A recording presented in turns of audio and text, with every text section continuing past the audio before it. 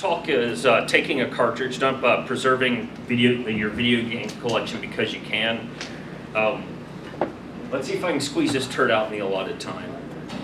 I really tried to find a better name for it, but even like my boss at work was like, no, just it's perfect, just go with it.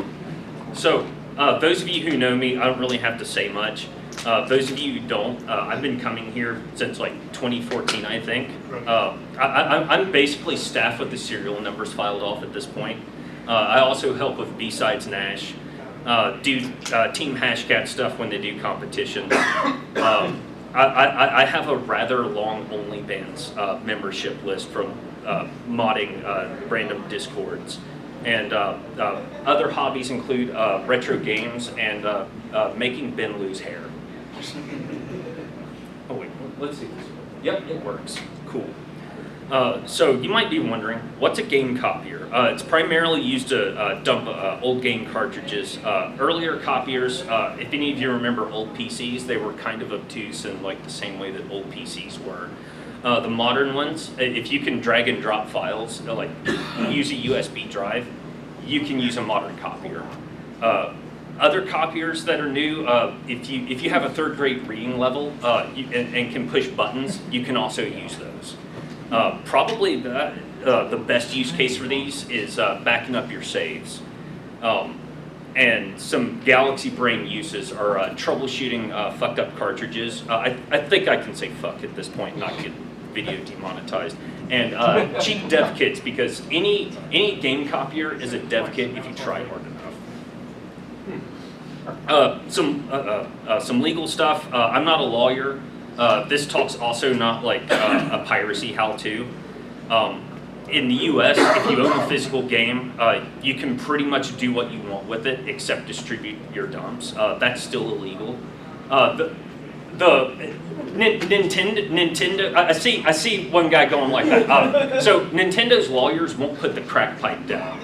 And they have a really weird stance that somehow, even though old game consoles are just chopped down and priced out microcomputers, that video games are somehow not computer software, and they're not subject to the copyright.gov's rules about computer software, and that's what those links kind of outline.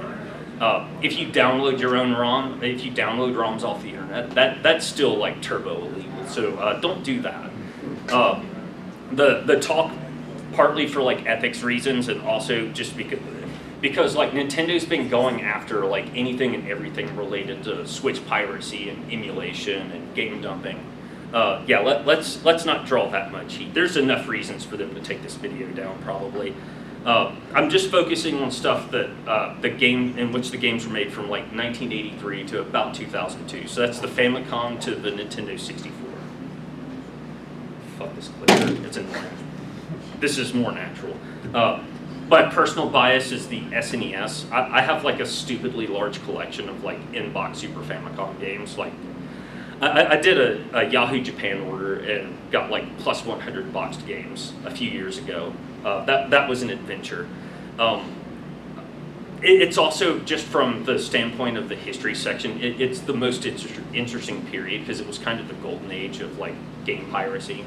And it was also when emulators started to be created.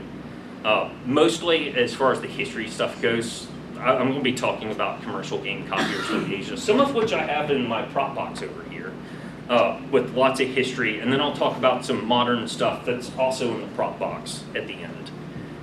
So first off, we had the 8-bit era. So actually, I do need this bullshit. So this floppy drive right here, that's the Famicom Disk System floppy drive. This system here is the Famicom, or basically the Japanese NES. And then this little black rectangular box here is the memory unit. All of that will be important later, as you'll see. Next slide. So Nintendo, they released the Famicom Disk System in 1986. It was one of those things that was in response to a chip shortage, which I'm sure doesn't sound familiar to anyone in here whatsoever.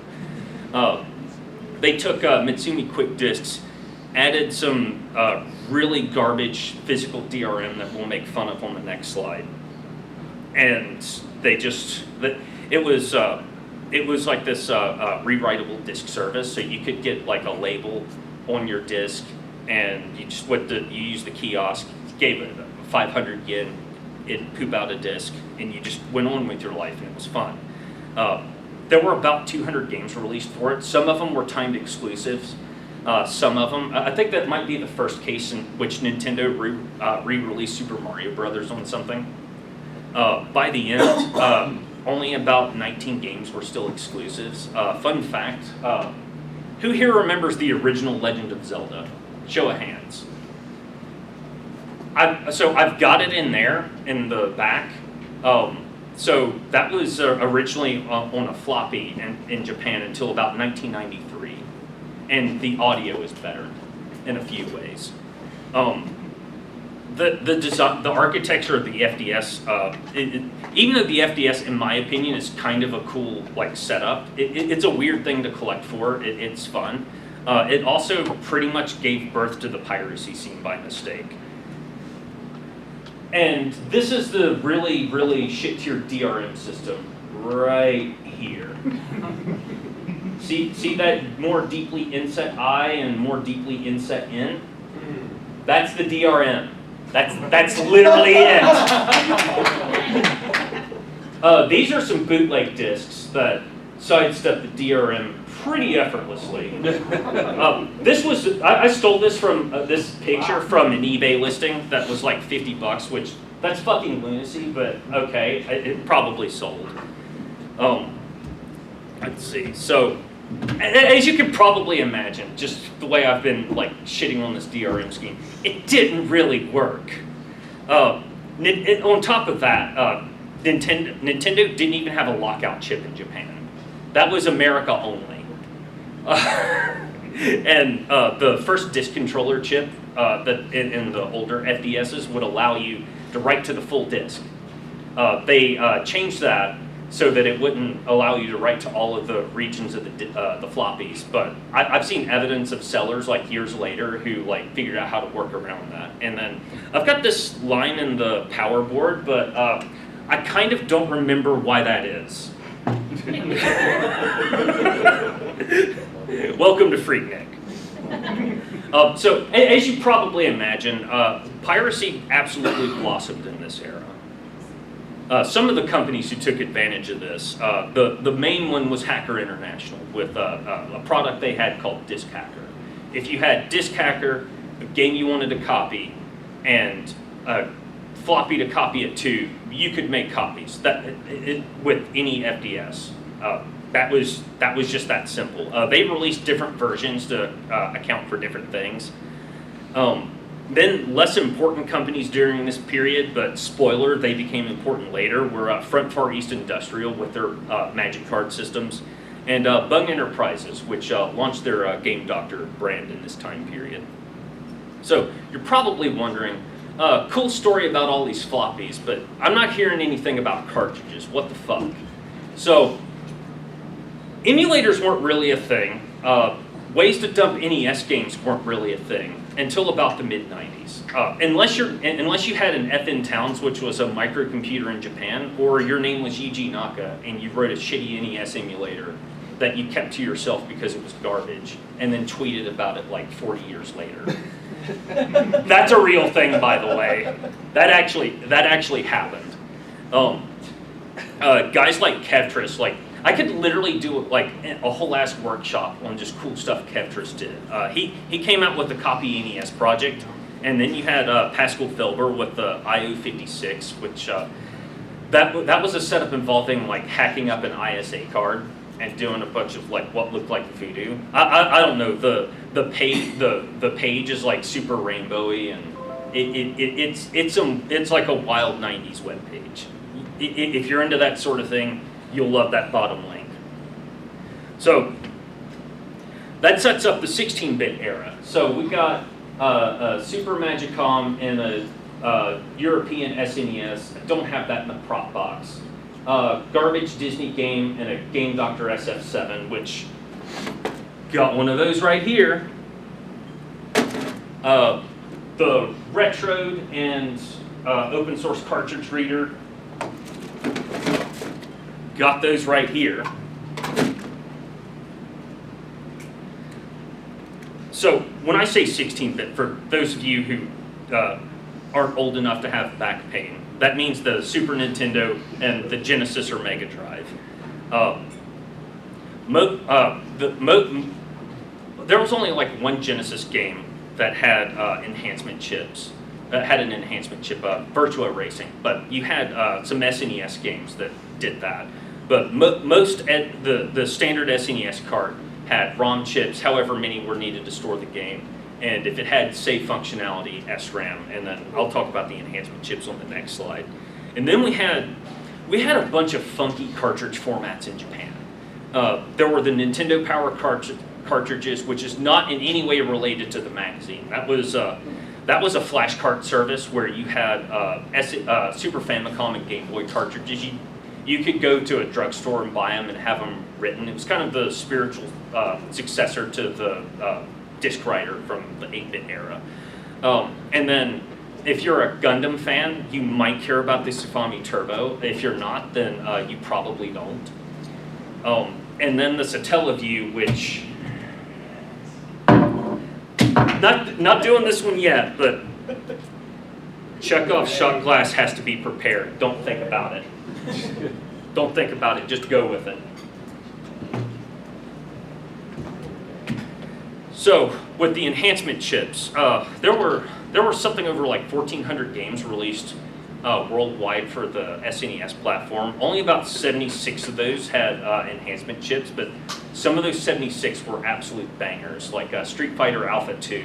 Just from, I don't know, I like that one. A lot of people don't because the slowness, but you had like Super Mario RPG that used the SA1, and you had just a bunch of examples of that. A lot of those games that had the enhancement chips, the chips had no documentation, and if you contacted the makers of the chips, they would just like not respond or basically give you like the corpo middle finger via email. What? What would those chips typically do? Oh yeah, so all kinds of fun, funky shit. Like the X-Band was like had a fax modem chip. The Satellaview was a satellite modem. The SA1 was like another like SNES CPU, but like 3 times faster.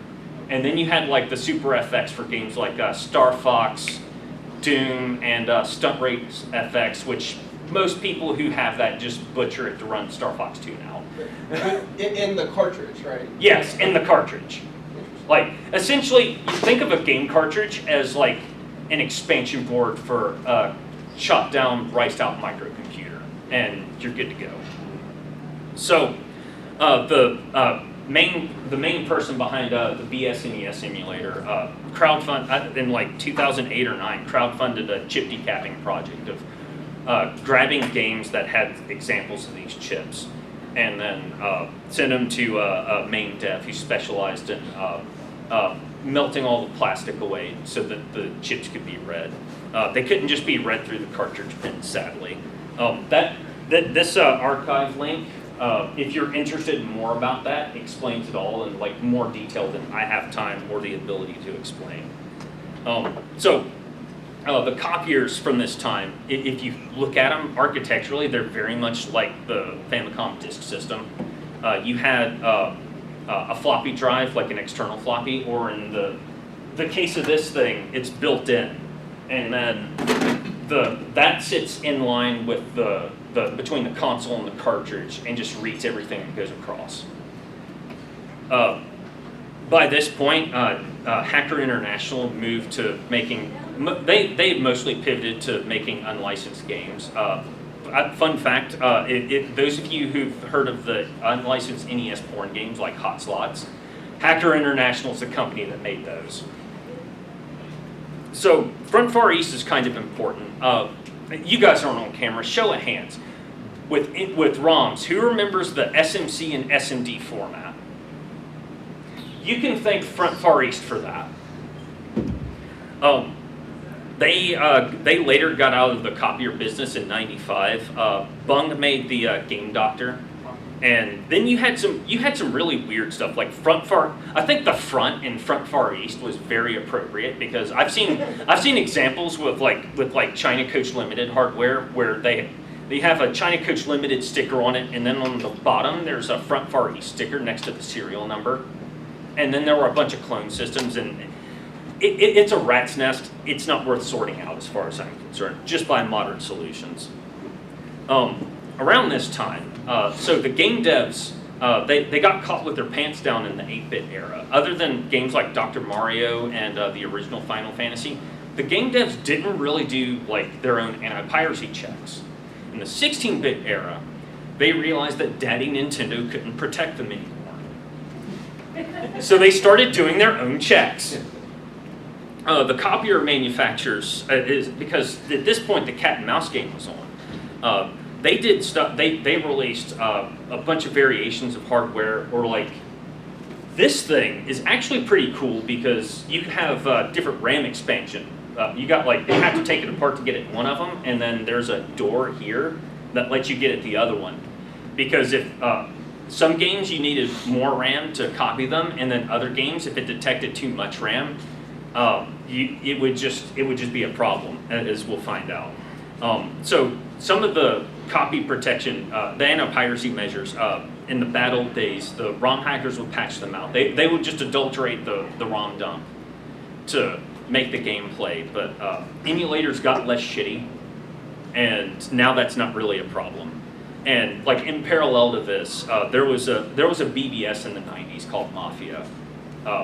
They hosted, I think it was like 300 or 400 ROMs, which was like, that was like a big deal back then. Now we have like no intro and good ROMs and all that. So like 300 or 400 sounds like nothing. Sega went after them because they hosted some Sonic ROMs. Yeah. Okay, backrooms. Shit's creeping into my slide. This place is haunted. Moving on. Let it go. Don't think about it. So, some games that had copy protection. This one, I've still never played it. I've got it in there, ironically, is Pugsy. So this was a Genesis and Mega Drive game. So Pugsy's kind of interesting because it doesn't have SRAM, like at all. But the game writes to SRAM to fuck with copiers. And when it gets a return back that, oh yeah, I totally wrote to SRAM, it knows it's a copier and gimps the height you can jump, and essentially turns it into a demo cartridge. Oh, there's gonna be more of that shit later. You just wait. But they turned it into a demo cartridge, and you get you get this loveliness right here. And also, when I was reading on the cutting room floor, my understanding might be a little hazy, but I was reading it and I was like, wait, did they invent ASLR in the 90s? This is based, like seriously, like thumbs up to the Pugsy devs if you're watching this. Another fun one was Rockman X for the Super Famicom, also known as Mega Man X here. So Capcom did a bunch of detections and trolling of people pirating the game. They screwed up the first board rev, which is why you have this bodge wire right here. They actually used that as a hardware solution to bypass the software copy protection in the original board. The 1.1 revision in Japan fixes that. Us Gaijin got the fixed version, sadly. So this game would mess with you by just introducing random controller inputs, kicking you back to the beginning, stripping your items and upgrades. And there was a bunch of other stuff, but I prioritized fitting this gloriousness in. But I don't remember where I stole that over listing everything here. What's that resistor there in the middle? Your guess is as good as mine. Go ask Capcom. They'll probably shorts are bad. they'll probably not reply to you. The colors. Earthbound. This was another fun one. I didn't do a picture for this one. So in terms of trolling people with copiers, Earthbound was probably one of the more interesting ones. So it would do a PPU region check, do multiple SRAM checks throughout the game, and then if you were like a ROM hacker who had a dump of Earthbound and you disabled part of these checks but didn't get them all, then and only then would the cartridge fuck with you. So it would up the random encounter rate and let you play the game all the way to the end and get into the final boss fight, and then just freeze your SNES and delete, just wipe out your saves. There's a Game Genie code if you have a legit copy of Earthbound and want to reproduce that. I didn't feel a need to put that in here. That's easy enough to find. Like really, HAL Labs did a great job of like making that very targeted, unlike Capcom with their bodge wire. So now we've got the 64-bit era. So this is a GameShark Pro. This is a Game Doctor V64. I'm not sure what all this Tower of Power is. I'm pretty sure that's Turok 3, and we'll talk about that later. So older, the old GameShark Pros actually had parallel ports. If you ever had the fortune of encountering the really long N64 cartridges, those are dev cartridges. My understanding is the parallel ports, GameShark Pros are the way to go. Most people who engaged in N64 piracy back then just had a Game Doctor V64. Bung released that in 1997. They were pretty much the only player of consequence by this point. You had the CD64 and like a couple of like rebadged variants of that, but like if you're gonna be that weirdo who buys like old copiers, you're gonna pay like over $1,000 for any of those versus like $300 or $400 for a Doctor V64. Or you can just go with a modern solution, which is better and cheaper. Nintendo, they eventually got the V64 banned from being sold in the U.S. And that's the next slide, which is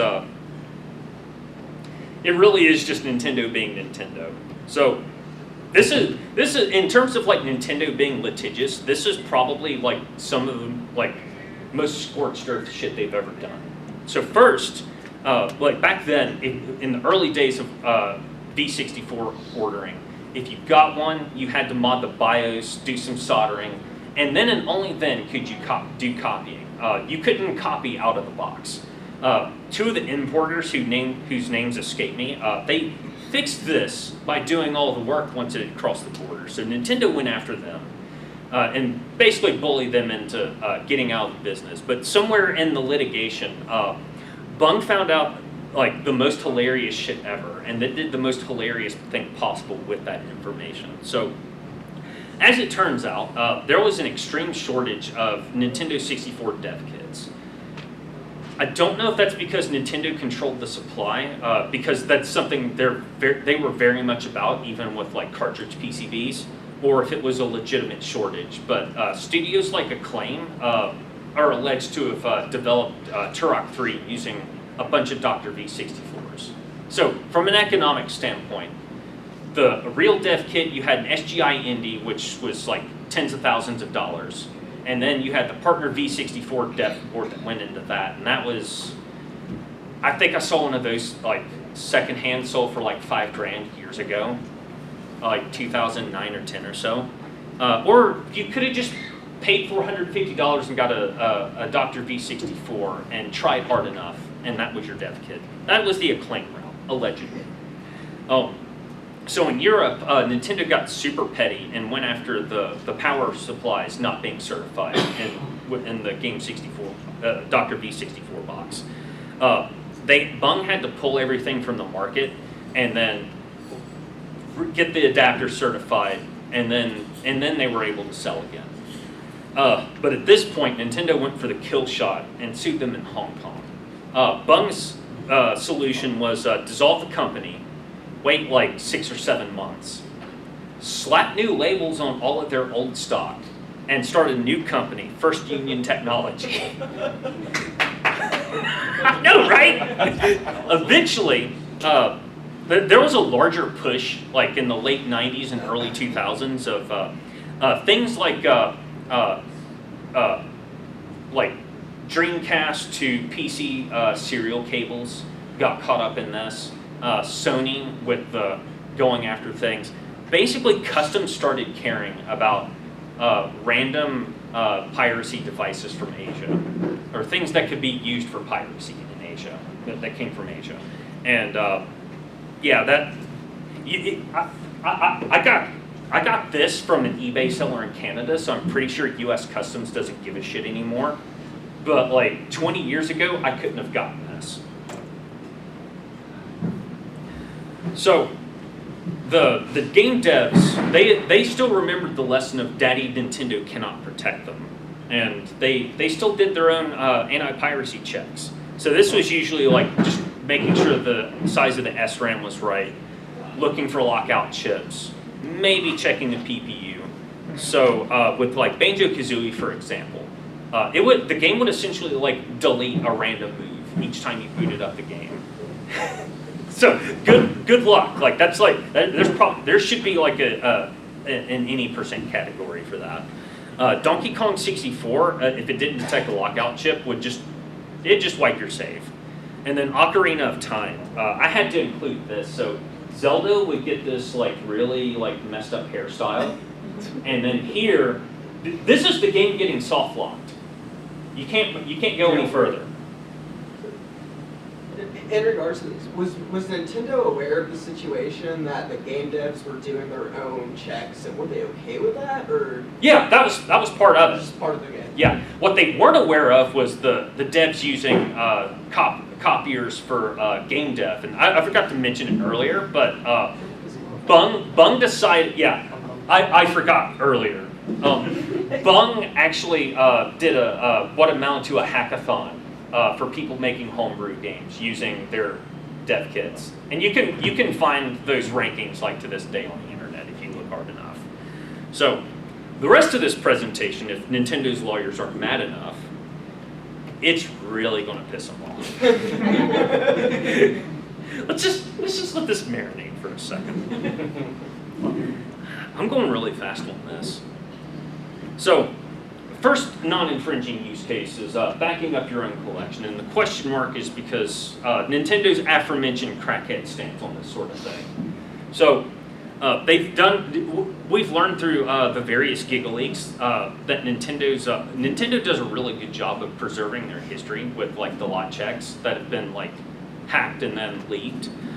But if you've ever looked at like any of the eShops over the years, they don't exactly do a great job of repackaging and selling some of this stuff. And that's probably a logistics thing. They probably speed hack an emulator like per game, and making something that like runs well, that plays all the games on like their potato hardware would be like a true engineering marvel. So like they just don't do it.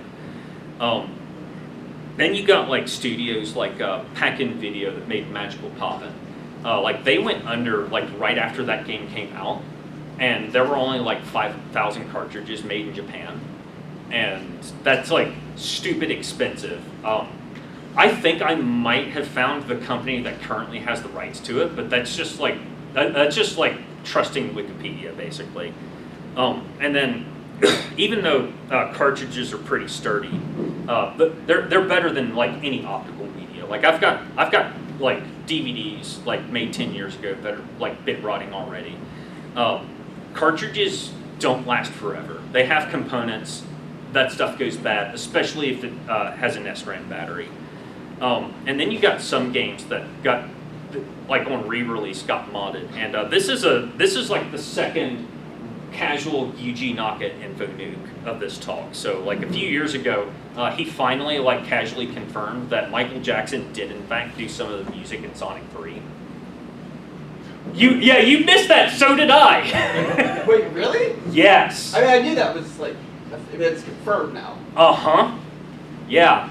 So when Sega did Sonic Origins, they went back to some of the prototype music that they had cut in favor of the Michael Jackson music, and had a composer rework some of those tracks and polish them, and that's what they put in. So if you want that original music, or like whatever gets cut or modified over time in like a digital format, this is your solution. Just dump your own games. And then some of us have complete in-box games that are like that you could sell and like pay a couple months rent with. Like seriously, fuck touching those boxes. I would rather I dump those games and then they sit on a shelf and look pretty, and I play the dump. Like I don't care if Nintendo thinks that's illegal. It's not like NACS itself exists anymore. So there's nobody to complain about me playing Eureka. So I mentioned earlier, probably the best use case for this sort of thing is backing up your own saves.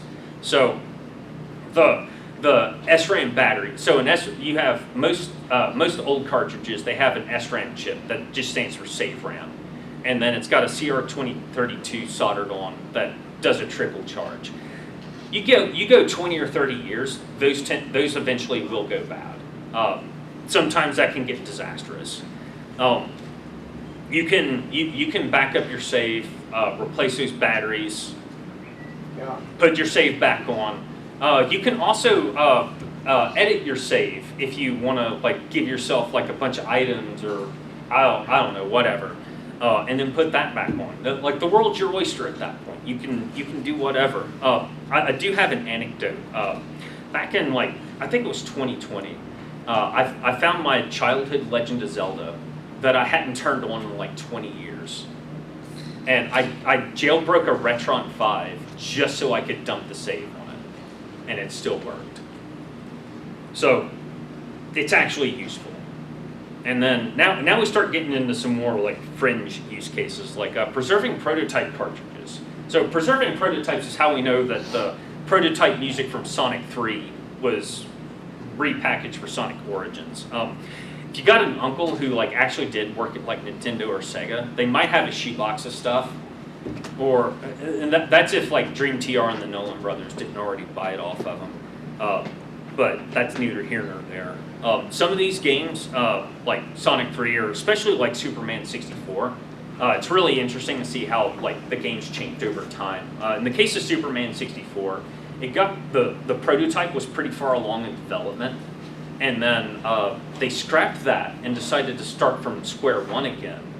And and that game that resulted from that was probably the biggest stinker on the Nintendo 64.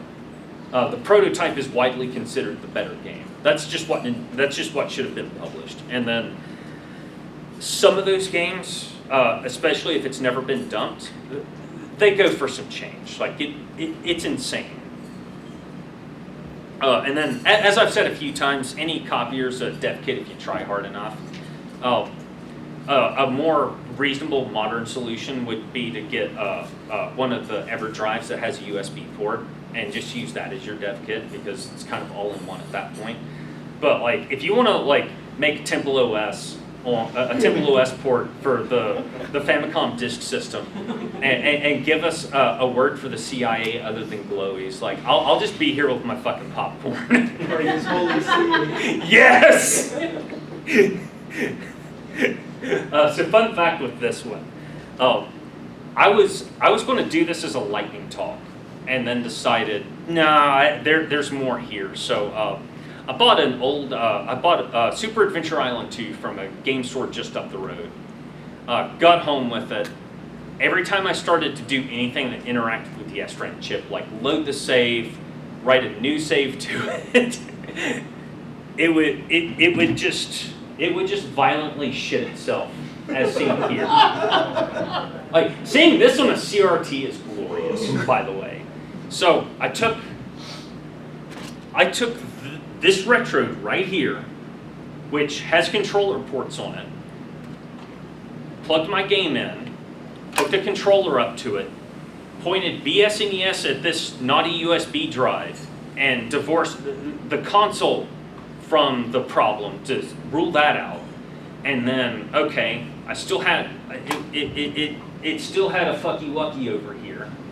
So then I dumped the game in the SRAM and ran those in an emulator, and I checked the hash with the No Intro Datamatic site, and that was good to go. But I still had a problem. So I then, to get this to go away, I thought, okay, I'm going to delete the SRAM from my SRAM backup from the computer, and that worked just fine. I could write to the save, I could load it. So then I just did echo nothing over the SRAM file, because at that point it's just a USB drive in a Linux box. And then the game freaked out when I booted it up again because it wasn't initialized, which that's normal if you're doing anything like replacing batteries. So just rebooting it again, and it worked just fine. And I do still have the Ghost of that Kid from 1997 in a .sram file. I thought about publishing him so that he can spread and never be forgotten. So,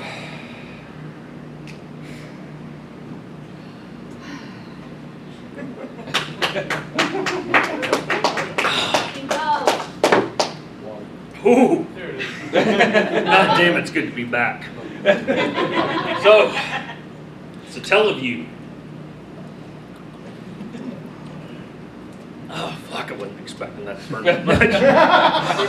First time? So, First time? no, been a minute. I cooked this slide deck up like February, and then just tweaked it.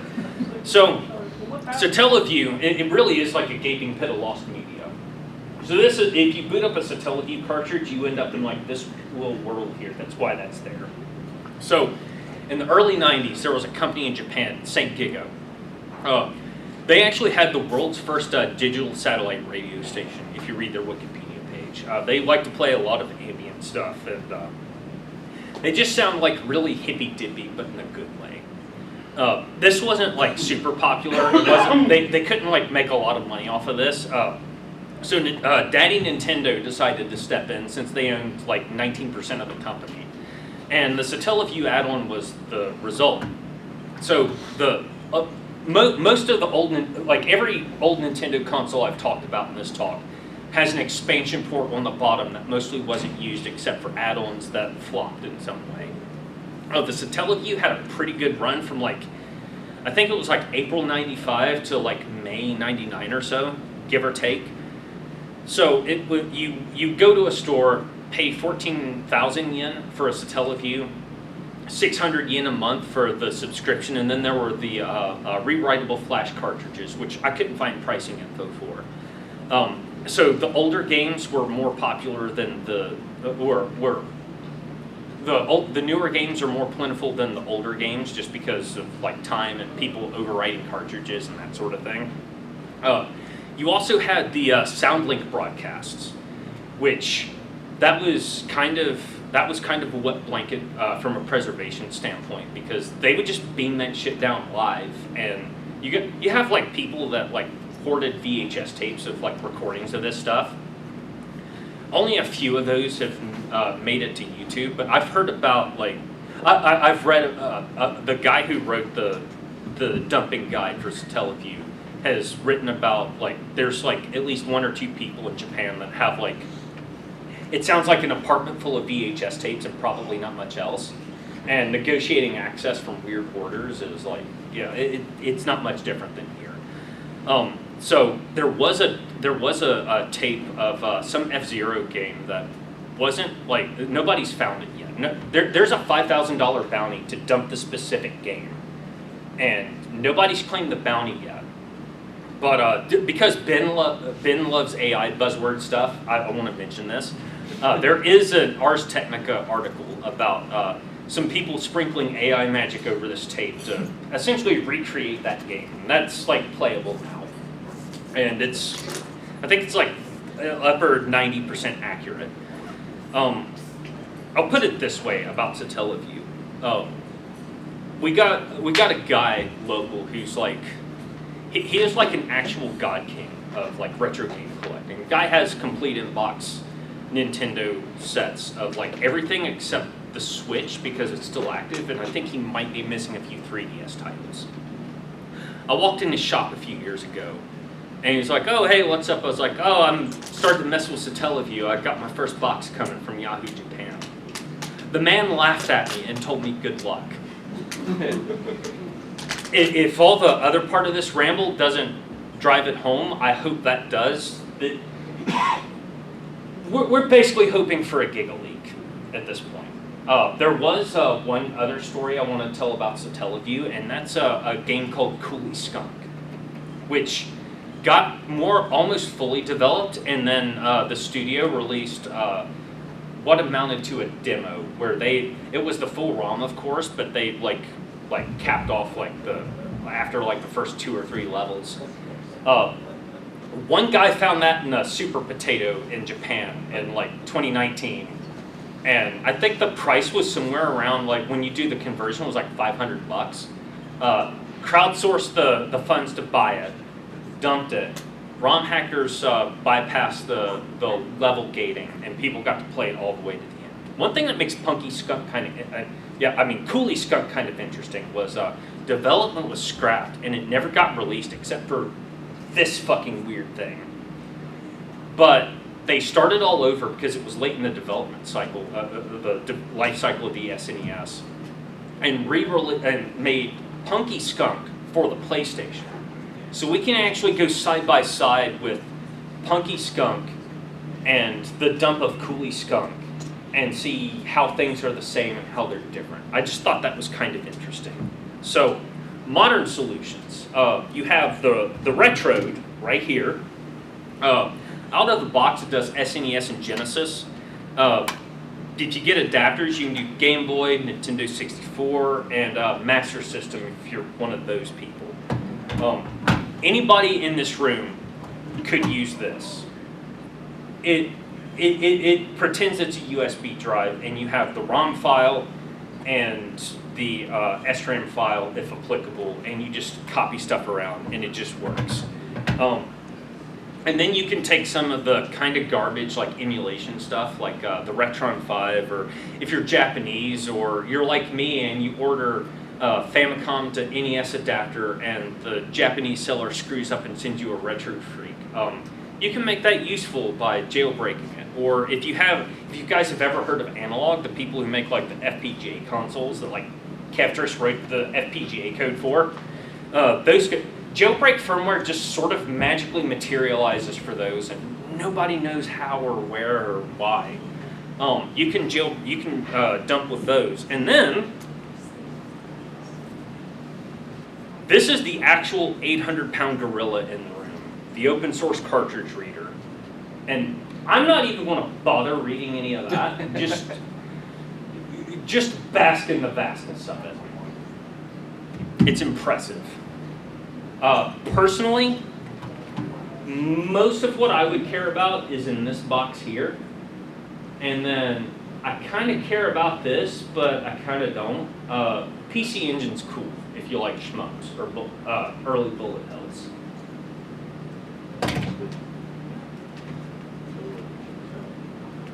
Here's some sources and further reading to give you perspective that other than this, this is where my head was at. These were things I found. In particular, this Kotaku article was fun about the FDS. This is good if you're more interested in the anti-piracy stuff. The open source cartridge reader, everything's on GitHub. I don't think if Daddy Nintendo gets upset, they're probably not going to get customs to block component shipments. Although, who knows? This video game development devices wiki, development. That was what I used it as a launching pad for figuring out what the market was like. And then I'll skip some of these. I mostly use this history of emulation for that FN Towns and Yuji Naka joke earlier. This Wired article, I read this probably when it came out, and it's about using an SNES copier. In the pre-emulation days, you really had you had online distribution, but it was pretty much the target audience with other people with copiers, so they could write the games to floppies and play them. And then, this last one is also a banger. if you haven't realized it by this point, like it's really kind of hard to separate emulation, the piracy scene, and like homebrew. Like it's all like intertwined in this like weird little jumble. What's my time? Looks like I'm still good. Questions are like the shittiest part of any presentation, in my opinion. Usually, the people who have questions, it's either like stuff that I haven't prepped for, or they were like looking at their phone while I talked about the thing they asked about. What? But let's try it. Or they're trying to one-up you. Hey, yeah, that too. That's also a thing. But I don't see our designated one-upper person who shall not be named here. No, hey, what you got? I saw a hand. Oh, no, I thought you wanted me to one up. Oh no. Hey, if you're going one up me, like that's what the area with the all. I've got in there an NES, a Famicom, an AV Famicom specifically, NES, an early Model 1 Genesis, a Sega Saturn, and Nintendo 64, and it's all like this like god-awful like daisy chain with like 3 CRTs, and just mash the buttons and you'll eventually figure it out. I did have an actual Just consider it a CTF.